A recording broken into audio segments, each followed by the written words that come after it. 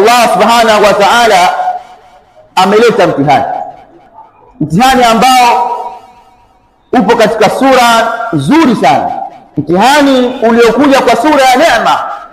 Katika 10 hili ndiyo 10 ambalo Allah subhanahu wa ta'ala naye anafungua milango ya kibiashara. Biashara za watu zinakwenda ndani ya 10 hili la mwisho. Mwenye kuuza nguo, fundi cherehani, watu wa mifugo, watu wa vitambaa, zote katika kipindi hiki ni uchumi ambao Allah subhanahu wa ta'ala anaufungua kwa waja wake. Lakini tukumbuke ya kuwa wakati huo Allah subhanahu wa ta'ala anaitangaza pepo yake. Anakutaka wewe Muislamu ukimbilie kwake, uelekee kwake ukweli wa kuelekea, ujitoe katika ibada.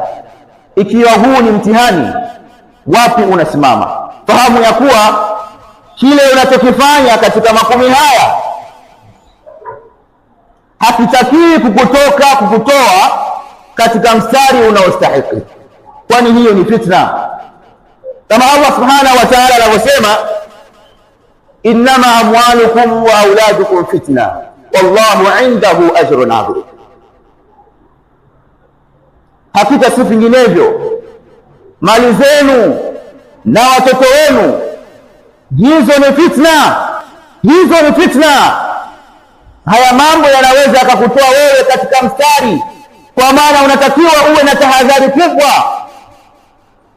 Allah subhanahu wa ta'ala atakapokutunuku neema hizi, zisikufanye wewe ukatoka katika taa ya Allah, zisikufanye wewe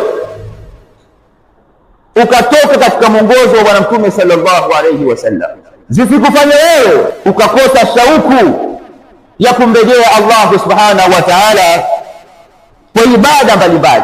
Na Allah subhanahu wa ta'ala atuambia, almal walbanun zinatul hayati dunya, mali na watoto ni mapambo hayo ya kidunia, lakini kilicho bora ni yale matendo ambayo unayoyafanya. Walbaqiyatu salihatu inda rabbika khairun thawaba wa khairun amala, matendo yaliyokuwa mema mbele za Mola wako ni bora kithawabu na ni bora kimatarajio.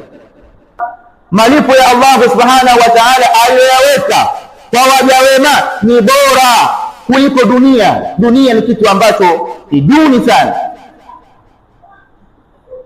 kwa sababu vyovyote utakavyopambana ima ikutoke au wewe uiache.